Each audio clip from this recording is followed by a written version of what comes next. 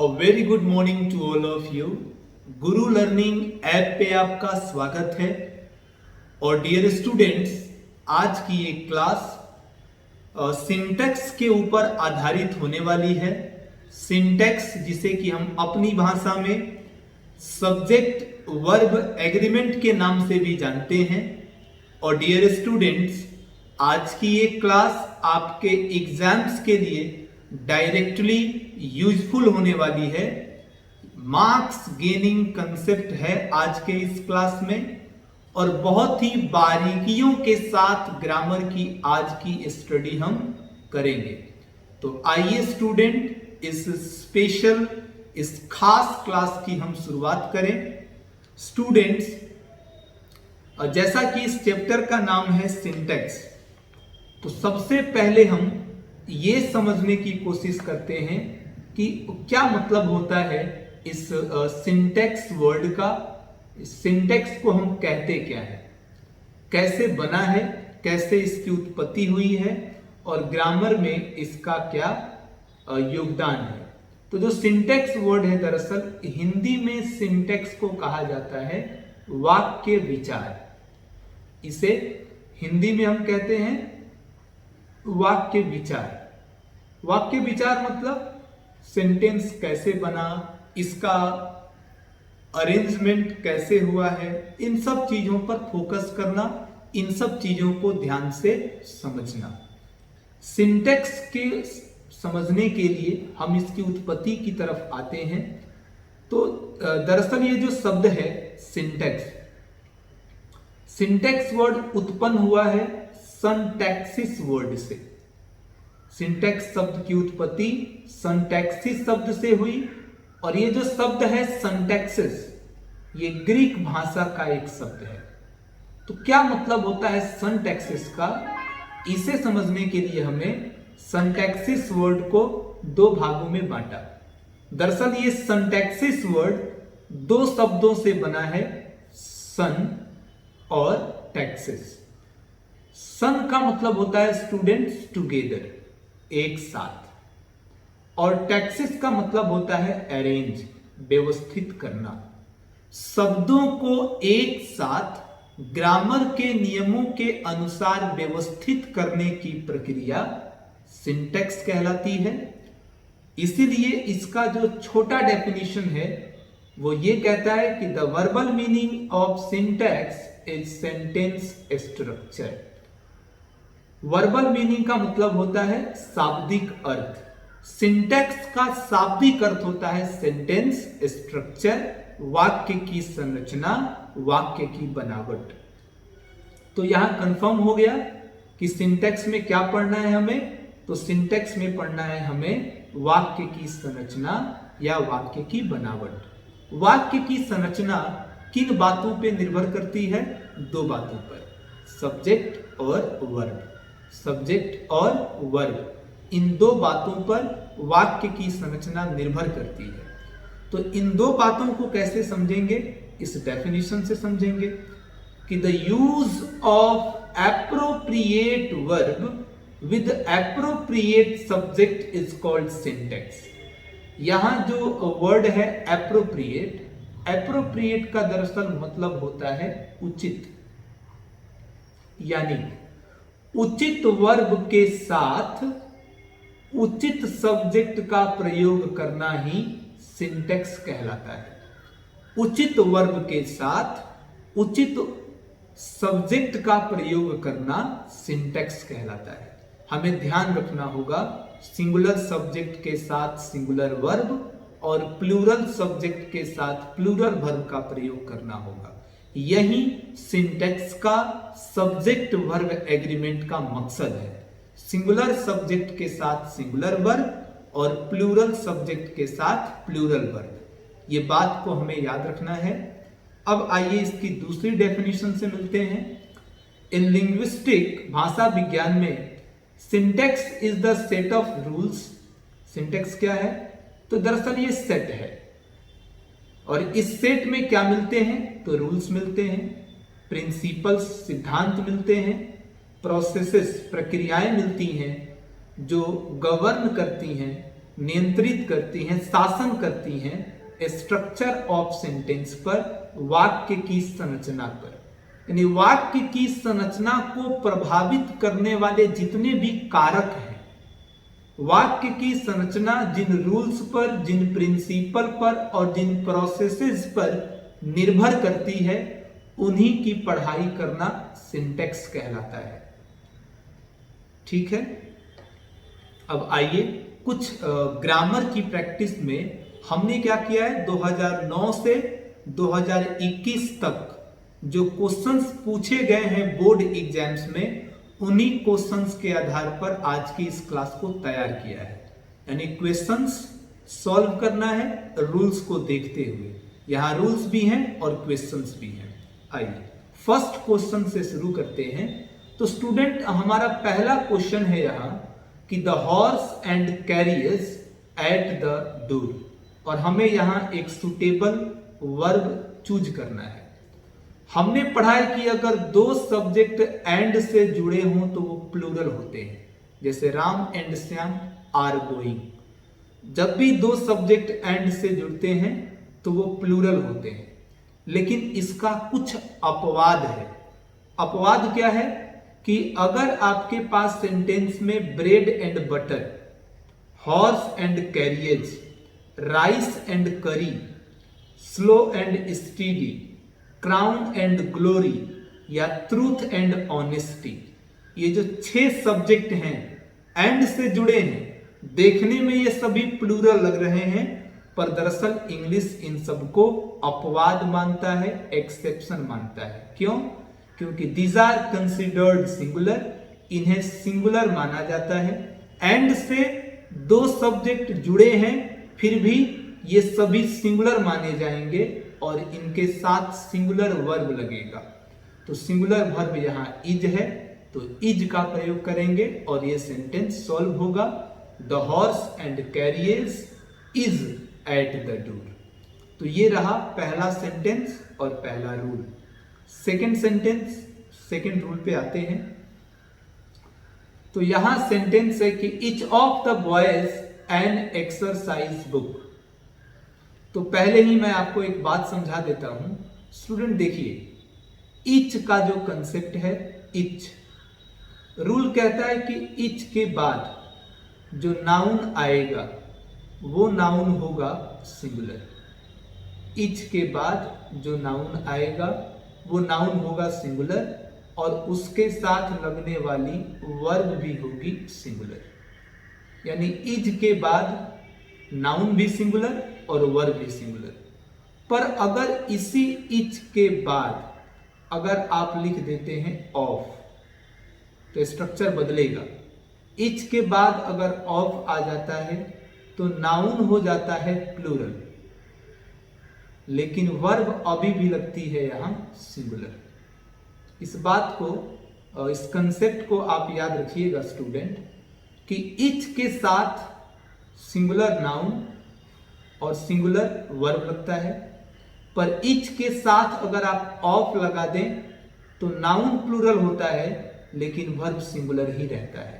इसे इस रूल से समझते हैं कि इच के साथ, इच ऑफ के साथ, एवरी के साथ, आइदर के साथ, आइदर ऑफ के साथ, नाइदर के साथ या नाइदर ऑफ के साथ, अगर ये सब्जेक्ट के रूप में है तो सिंगुलर वर्ब का प्रयोग इनके साथ होगा। हाँ, लेकिन each of, neither of, either of के बाद नाउन प्लूरल होगा लेकिन वर्ब हमेशा ही सिंगुलर ही रहेगा। तो बात आपने याद रखा और समझा कि इच ऑफ के बाद आने वाला नाउन प्लूरल होगा लेकिन वर्ब अभी भी सिंगुलर ही होगा। तो सिंगुलर वर्ब आपके पास दो हैं, इज है और हैज है। ध्यान से देखा गया तो each of the boys has an exercise book. हर एक लड़के के पास एक्सरसाइज बुक है। तो पास का अर्थ इसमें है। इज लगाते तो क्या अर्थ आता कि हर एक लड़का एक्सरसाइज बुक है। तो लड़का कभी एक्सरसाइज बुक नहीं हो सकता है, लड़के के पास एक्सरसाइज बुक हो सकती है। तो हैज का आंसर यहां सही होगा। तो सेकेंड रूल पढ़ा आपने और सेकंड सेंटेंस को भी देखा। याद रखेंगे इस ऑफ वाले रूल को, each of, either of, neither of के बाद नाउन प्लूरल हो सकता है लेकिन वर्ब हमेशा सिंगुलर ही होगा। Next, A number of boys playing in the field. तो यहां आप देख रहे हैं कि बॉयज से पहले लगा हुआ है ए नंबर ऑफ, और ए नंबर ऑफ से रिलेटेड एक रूल है कि ए लार्ज नंबर ऑफ या फिर ए नंबर ऑफ या ए ग्रेट नंबर ऑफ का प्रयोग बहुत के अर्थ के लिए होता है। जैसे बहुत सारे लड़के, तो ये प्लूरल माना जाता है, इसलिए वर्ब इसके साथ प्लूरल होता है। तो आप यहां प्लूरल वर्ब का प्रयोग कीजिए, आर का प्रयोग कर दीजिए। ए नंबर ऑफ के बाद आने वाला नाउन भी होना चाहिए प्लूरल, और लगने वाली वर्ब भी होनी चाहिए plural. Next sentence, he as well as I responsible for this. याद रखिए स्टूडेंट, जब भी आपको दिखाई देगा कि दो सब्जेक्ट, जैसे यहां ही और आई दो सब्जेक्ट है, दो सब्जेक्ट जब भी एज वेल एज से जुड़े हों तो ये रूल याद रखिएगा कि जब दो सब्जेक्ट एज वेल एज से या फिर एलोंग विथ से या फिर टुगेदर विथ से, इन एडिशन टू से, एंड नॉट से, बट से, एक्सेप्ट से या बिसाइड से, इन सभी शब्दों से अगर दो सब्जेक्ट जुड़े हुए हैं तो वर्ब का प्रयोग हमेशा पहले सब्जेक्ट के अनुसार किया जाता है। तो पहला सब्जेक्ट अगर सिंगुलर है तो वर्ब सिंगुलर, और पहला सब्जेक्ट प्लूरल है तो वर्ब प्लूरल। तो हमारे पास पहला सब्जेक्ट ही है, ही के साथ इज लगता है, इज का आंसर करेक्ट होगा। लेकिन यहां तो हमने दो चीजें देखी, यहां इज भी है और वाज भी है, दोनों ही सिंगुलर सब्जेक्ट हैं और दोनों का प्रयोग आप ही के साथ कर सकते हैं। तो क्या करेंगे अब, क्यों हम इज को ही आंसर बनाएंगे? तो आप जानते हैं कि वाज दरअसल बात करता है पास्ट टेंस की और इज बात करता है प्रेजेंट टेंस की। अगर आपके पास दो ऑप्शन है, दोनों ऑप्शन सही लग रहे हैं, तो जो प्रेजेंट टेंस का ऑप्शन होगा वही करेक्ट आंसर होगा, उसी से आपका आंसर बनेगा। नेक्स्ट सेंटेंस है, neither of them invited party. अभी आपने रूल पढ़ा था, आइदर ऑफ, नाइदर ऑफ या इच ऑफ के बाद सब्जेक्ट आपका प्लूरल हो सकता है, जैसे दे से बना है देम, लेकिन वर्ब हमेशा सिंगुलर ही होगा। तो सिंगुलर वर्ब के रूप में आप वाज का प्रयोग कीजिएगा।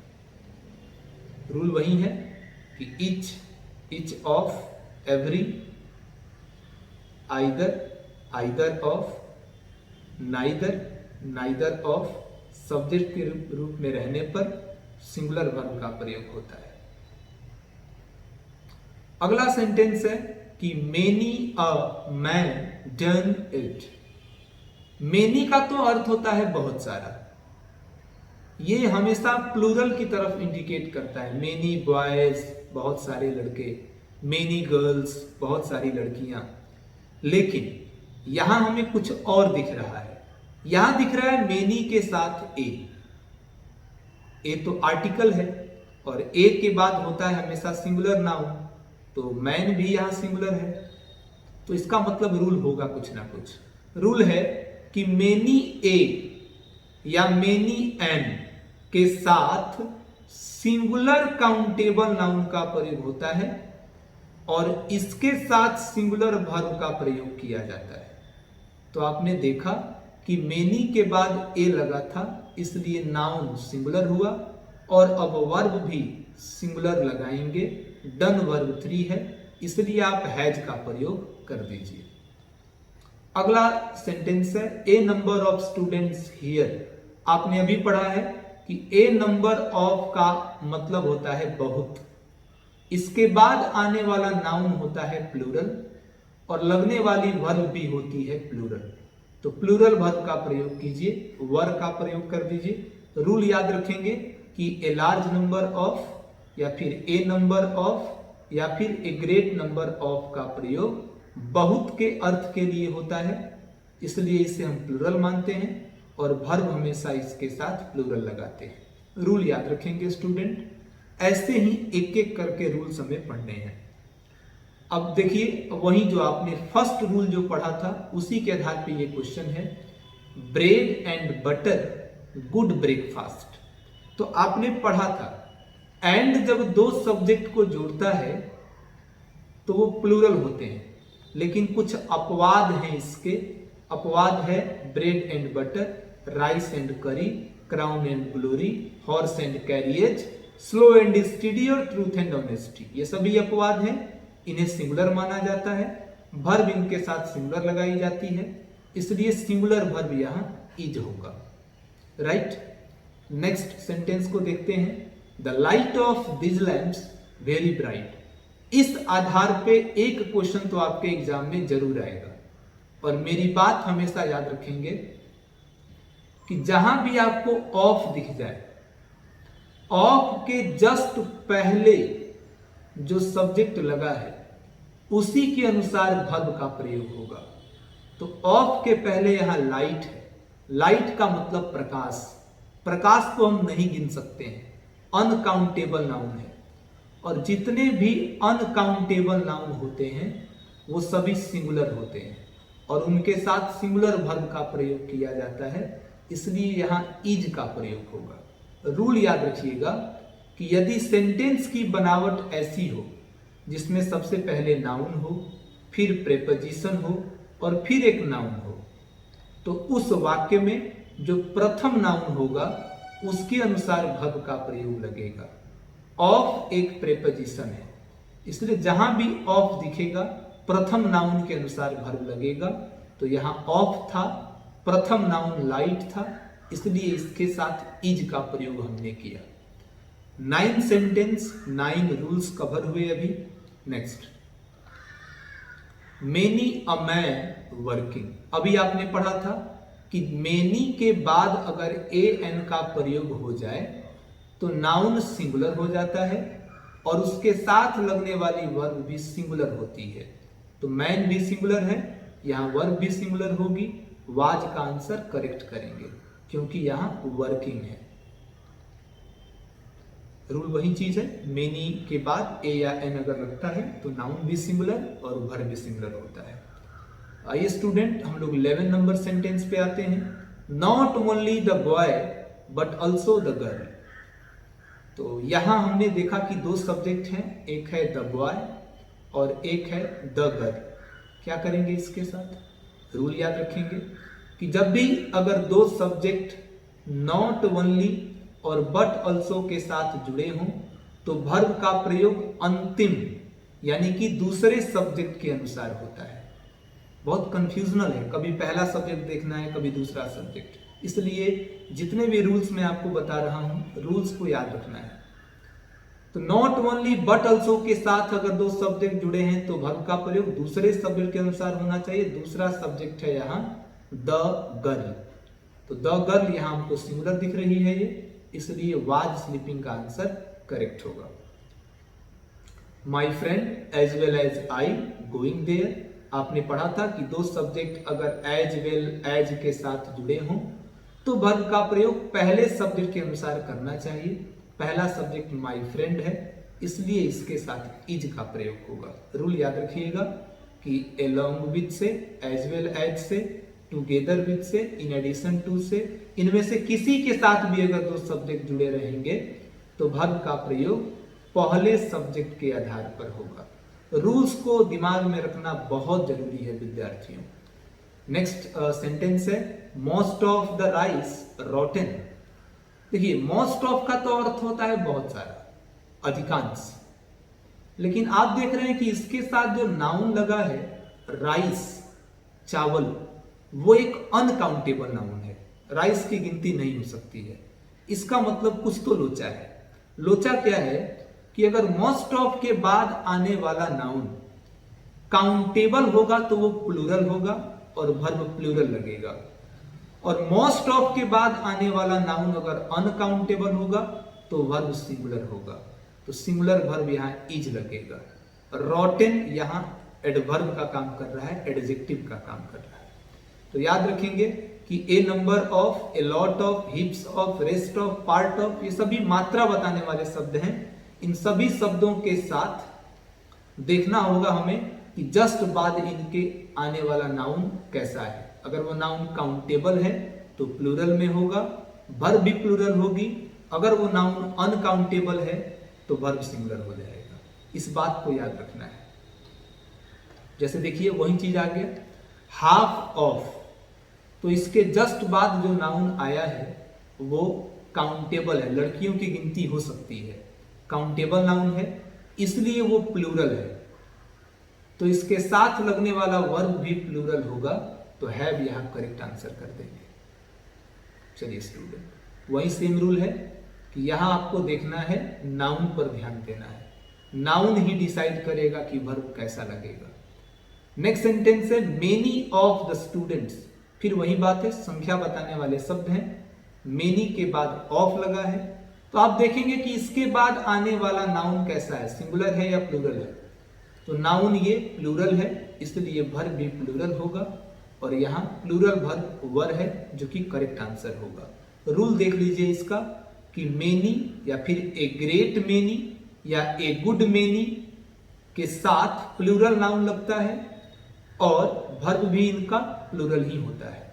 और वहीं आपने उस समय पढ़ा था कि अगर इसी मेनी के बाद ए या एन आ जाएगा तो सिंगुलर वर्ब का प्रयोग किया जाएगा, और यही ए या एन अगर पहले लग जाता है तो प्लूरल होगा। बहुत आसान है, अगर पहले ए आता है बाद में मेनी आता है तो वर्ब प्लूरल, और मेनी के बाद अगर ए आता है तो वर्ब सिंगुलर होगा। चलिए स्टूडेंट, ये बहुत साधारण सेंटेंस है, she dances but her sister not dance. तो बहुत आसान कंसेप्ट है। डांसेज को देखा गया, वर्ब 5 है, सिंपल प्रेजेंट टेंस, और सिंपल प्रेजेंट टेंस में नो या नॉट लगाने से पहले आपको डू या डज लगाना होता है। सिस्टर यहां सिंगुलर है इसलिए डज का प्रयोग होगा। नेक्स्ट सेंटेंस स्टूडेंट समझते हैं, राइस एंड करी, जो कि अभी आप पढ़े थे कि राइस एंड करी अपवाद है, एंड से जुड़े होने के बावजूद भी सिंगुलर होता है, इसलिए इज का आंसर यहां करेक्ट आंसर होगा। सारी बातें वही हैं। The novelist and the poet, तो यहां आप देख रहे हैं कि एंड है और एंड से दो सब्जेक्ट जुड़े हुए हैं, नोवेलिस्ट और पोएट, और दोनों के पास अपने अपने आर्टिकल हैं। यहां भी आर्टिकल है, एंड के बाद वाले नाउन के साथ भी आर्टिकल है, एंड के पहले वाले नाउन के साथ भी आर्टिकल है, तो ये प्लूरल होगा और यहां आर लगेगा। अगर एंड के पहले नोवेलिस्ट के साथ द था लेकिन एंड के बाद पोएट के साथ द नहीं होता, तब ये सिंगुलर होता और उस समय इज लगता है इसमें। एंड के दोनों तरफ आर्टिकल अगर रहेगा ए एन या द तो वो प्लूरल, एंड के एक तरफ आर्टिकल हो पर एंड के दूसरी तरफ आर्टिकल नहीं हो तो वो सिंगुलर होता है।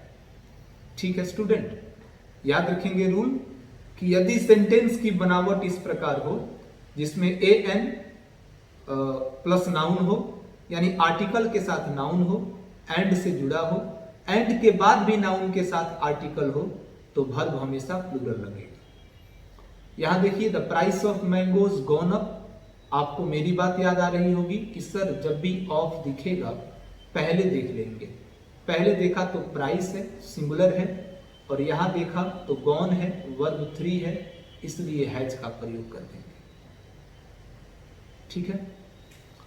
A team of speakers reached there, तो यहां एक रूल है कि कभी भी आपको अगर दिखता है a group of, a set of, a team of, a band of, या a bunch of, a flock of, या ए क्राउड ऑफ, सब में ए लगा हुआ है, तो इन सभी को ग्रामर में कहा जाता है सिंगुलर कलेक्टिव नाउन।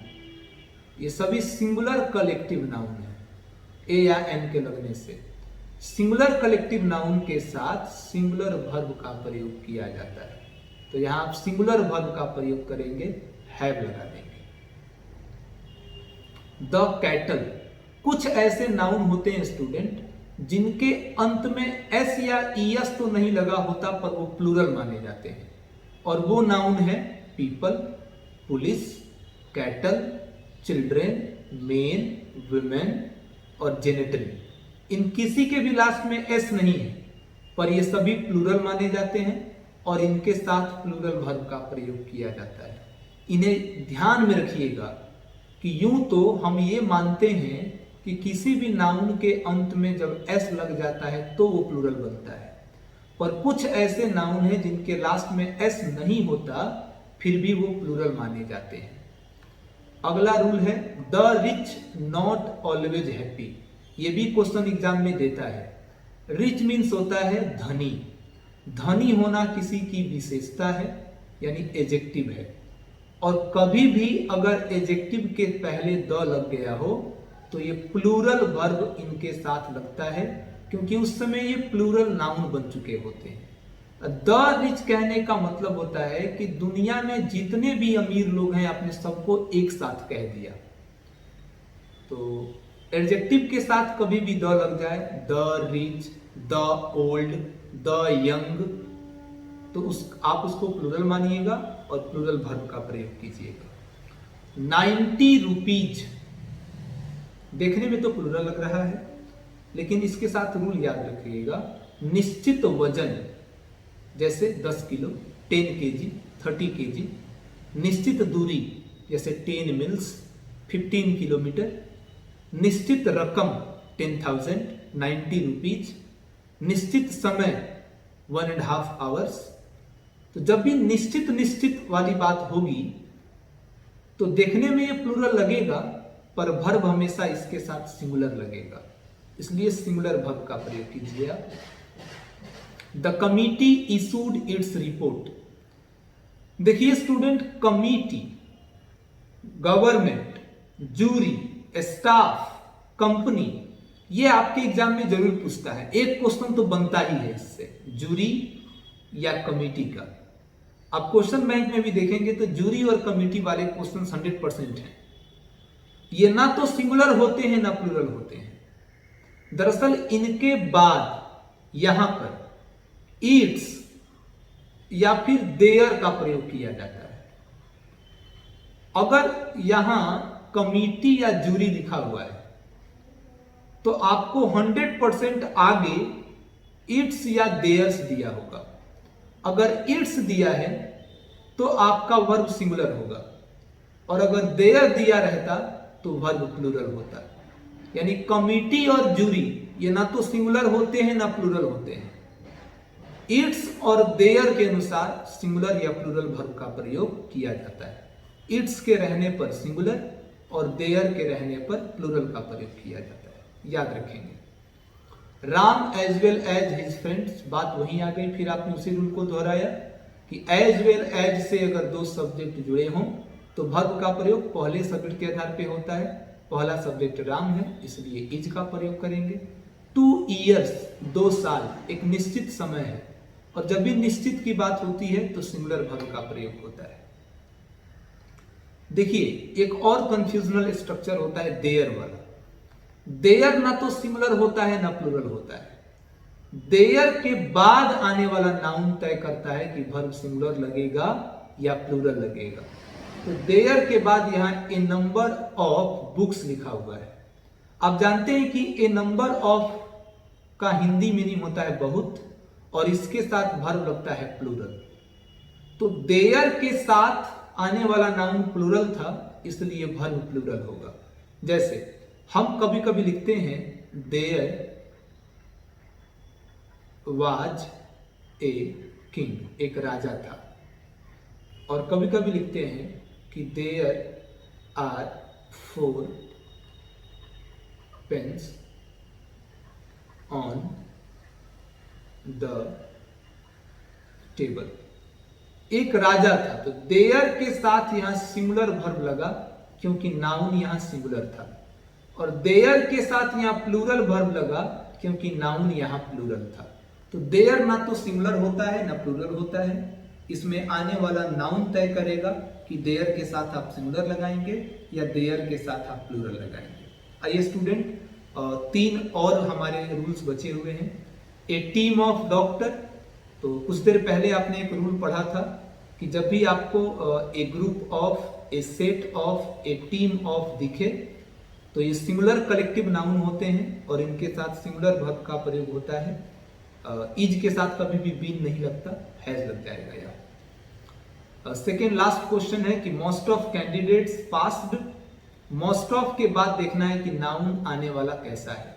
तो मोस्ट ऑफ के बाद आने वाला नाउन कैंडिडेट्स प्लूरल है, इसलिए वर्ब भी यहाँ प्लूरल होगा, हैव का प्रयोग कर देंगे स्टूडेंट। और लास्ट है the people of this village laborious. Of दिखा हमें ऑफ से पहले देखना होता है, ऑफ से पहले देखा गया तो पीपल है। पीपल एक ऐसा सब्जेक्ट है, एक ऐसा नाउन है जिसके साथ SEIS तो नहीं लगा होता, पर इसे प्लूरल माना जाता है, इसलिए इसके साथ हम प्लूरल वर्ब का प्रयोग करेंगे। तो देखा आपने स्टूडेंट, 30 सेंटेंसेज आपने कंप्लीट कर लिए, 30 रूल्स आपने पढ़ लिया। ऐसे ही क्लासेस कंटिन्यू रहेंगी। थैंक्स। आप इस चैप्टर को बखूबी पढ़िए, ध्यान से पढ़िए और कैचअप कीजिए। Thanks student, thank you very much. जय हिंद।